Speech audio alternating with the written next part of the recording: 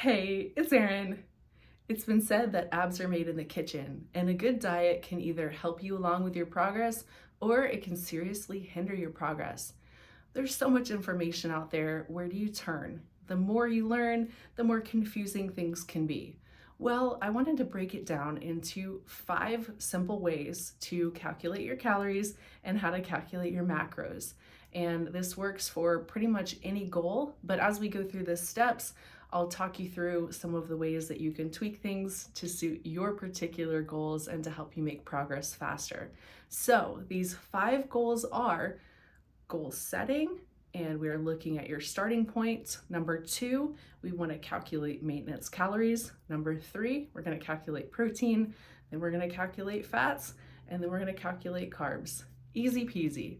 Let's just jump right in. Oh, and before we jump right in, I'm going to leave everything in the description below. So if you miss anything or feel like you need to take notes, no worries. I'll leave it below so you can just screenshot it or copy and paste it into your notes and easily figure things out from there. All right, so goal number 1, we're looking at starting points along with goal number 1, possibly goal number 2. Be really honest here. So I want you to think about what your current body fat percentage is, how much muscle mass you're carrying. If you need to go get calipers and do body fat testing or find somebody to do that, really good idea. You can also go get a DEXA scan if you'd like, but take progress pictures, measurements, then figure out what your goals are going to be for, let's say, the next 90 days. And it can be really helpful to pick one main goal to focus on, such as building muscle or leaning down, for example. And this really tends to simplify things. All right, step number 2, we're getting into calculations. We're going to calculate maintenance calories. And there are several different ways that you can do this. You've got some online calculators that can be pretty effective. You can also track your food for about 2 weeks. I want you to do a food log, keep track of your weight, and if things don't change, you've got maintenance calories. This is one of my favorite ways, although it takes a little bit more time. You know exactly what your maintenance calories are. Therefore, you have an easier time adjusting from there. If you don't want to wait, it's totally fine. You can take your body weight, multiply it by a coefficient from 11 to 15. So if you are highly active, maybe you want to gain muscle, maybe you are on the leaner side of things, you have a high metabolism, go for body weight times 14 or 15. Now, if you're looking to perhaps lean down, maintain, your metabolism is a little bit slower, maybe you don't have a lot of muscle mass, you're going to be looking at somewhere in that perhaps 11 range, maybe 12. 13 is a good middle ground. For sake of even numbers, we're going to go with a person who's 150 pounds, and I'm going to multiply that by 12 just to give us a simple starting estimate for maintenance calories at 1,800 calories. Cool. So we have our maintenance calories estimate, and we're going to go from there to figure out our macro split. Step number 3, I want you to calculate your protein intake. And the reason I don't do a ratio or a percentage of that 1,800 calories is because I want you to think about protein as the building block to muscle. This is a rather fixed number. So your protein isn't going to drastically increase or drastically decrease depending on your goals. You're typically going to be somewhere in that body weight times 0.8 to 1.2. For ease, for simplicity, we're going to go with a gram of protein per pound of body weight, back to our example of a 150-pound person. So 150 times 1, easy peasy, 150 grams of protein. Now we want to get the calories for that, 150 grams of protein. We're going to multiply that by 4 because for every gram of protein, you've got 4 calories. So we have 600 calories. Remember, our maintenance calories were 1,800. We're going to go ahead and subtract that 600. Now we've got 1,200 calories to play with, and that is going to be carbs and fats. So from this point, I want you to think about your fat intake. That's step number 4. We're going to calculate fats. Now, what I like to do for this is think about how you like to eat. Also think about your goals. So for me, I typically am lower fat, but I want to make sure I get essential fats in my diet. So you're looking at your body weight multiplied by 0.2 to 0.6. Really important here. If you're higher carb, low fat, you're looking at 0.2 to 0.3. If you like lower carbs and more fats, you're looking at 0.5 to 0.6, for example. There's really no wrong answer here. We're just calculating our fat grams. So for ease of calculation, I've got 150 pounds, so I'm taking 150. I'm gonna multiply that by 0.2. That's gonna give me 30 grams of fat total. And of course, for every gram of fat, we have 9 calories. So fats are approximately 2 times more energy dense or energy rich than carbs are. And that gives me 270 calories. So if you remember, we had 1,200 calories left over once we subtracted our protein calories. Now we're gonna subtract our fat calories. So that's 270. And that gives us 930 calories left over for carbs. Delicious. So what I want you to do here, this is step number 5, calculate carbs. We're really just filling in those missing calories with carbs. Easy, easy, easy. And again, I'm gonna leave everything in the description below so you can follow along much easier. So we have our 930 calories for carbs.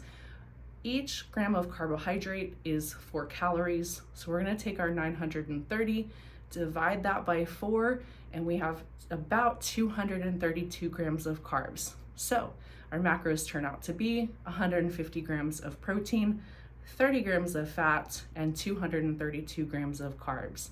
Now, if you want to go back, you want to adjust your fat intake and your carb intake, then you would just repeat steps 4 and 5. So hopefully all of that makes sense. And from this point, what I want you to do is implement these macros, implement the maintenance calories, of course. Track for approximately a week or 2. Now, anytime you go onto a new meal plan, the first week is kind of a wash because your body's getting used to a lot of things. Maybe you're cleaning things up and you're not eating processed foods as much. So you may end up actually dropping weight, dropping water as you cut out kind of the garbagey foods. So really week 2 is going to be a good indication as to where you are, as far as your maintenance calories, if you estimated correctly. Now, if you find that you want to lean down, for example, decrease that caloric intake by approximately 10%. So you're going to take 1,800 calories, subtract 180 calories from that. That's going to put you into a slight deficit, and then track your progress. Go for a week or 2, see what happens to weight, see what happens to measurements. So as a general rule, you want to look at about a 1% of your body weight loss per week if you're leaning down. Now, if you want to gain muscle, you want to go ahead and bump your maintenance calories up by about 10%. This equates to about 100 to 300 calories on average, if that makes it easier. Just a little itty bitty surplus is going to help you gain muscle. Macros are really important when it comes to gaining muscle. If you're in a caloric surplus, you want to make sure that you're sticking to that fat coefficient of 0.2 or 0.3. Keep your fats low, keep your carbs high. An overage of dietary fat when you're in a caloric surplus. So if you're eating more calories than you're burning and you're taking in more fats, your body is going to store that dietary fat super, super easy, super quickly. So just beware of that. That overage needs to be in the form of carbs and protein. What do you think? Was that easy? I think it was. Let me know in the comments below. Let me know if you have any questions or if you want to see any other things broken down as far as macros and calories. And, if you want a deep dive on this, we can definitely do a full Q&A, for example, on it. It's science, it's also art, it's preference, and it's goals. So you are just putting all of that stuff in a blender and, hopefully coming up with a solution that works And keep in mind that you're constantly going to have to adjust things as you make progress. Once you hit maintenance, let's say, maybe you're in it for the long run, you want to recomp, you can sit at maintenance calories pretty easily and things aren't going to change too much. But as you start to lean down, you physically take up less space. You physically are going to burn less calories. So you're going to have to continue to ratchet down as you lean down. And the opposite is true, of course, for gaining muscle. You've got more muscle, muscle is going to burn more calories. You are larger because you've made some gains, so you're also going to burn more calories. Your energy needs are going to increase. So don't be afraid to adjust. It's just like a workout program. It'll work for 4 to 8 weeks, but then you're going to have to adjust that too. So body is ever changing. Don't be afraid to change. Don't be afraid to change your macros too. Perhaps make things a little bit more balanced. There are times, let's say in the winter time, you could go a little bit more low carb if you're less active, that type of thing. So just always be aware of that and, always know that you can tweak. Hopefully that helped. If you've made it this far, thank you so much. And also know that many of our 90-day programs do include macro calculators like this. So you can actually plug in your goal weight and it's gonna spit out the numbers. Well, not actually spit out because it's an Excel spreadsheet. It will give you the numbers so you don't have to do the calculations. But again, they're below, and I'll leave a link to the 90-day programs below along with a 20% off coupon. Thank you so much for watching. Until next time, train smart and train hard, y'all, and eat well.